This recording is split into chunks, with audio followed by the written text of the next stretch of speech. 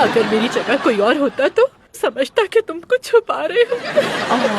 अरे नहीं, क्या छुपाएंगे? मतलब हमें कुछ छुपाने की जरूरत नहीं, हमारा जो कुछ भी है सबके सामने है। छुपाने के लिए कुछ भी नहीं है।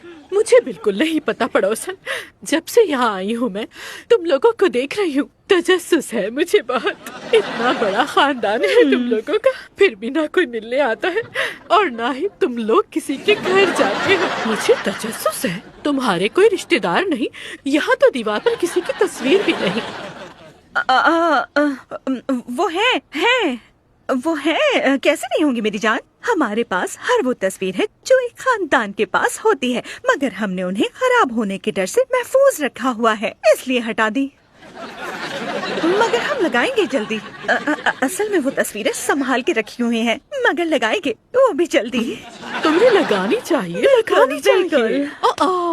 मतलब ये कि तुम इस खूबसूरत हवेली को सजाओ ताकि ये इसरार का पर्दा यहाँ से हट जाए। नन्ना दादा कौन थे, हर किसी को उनके बारे में बताओ। अब मैं बैठती हूँ। ये क्या हुआ? ये क्या हुआ?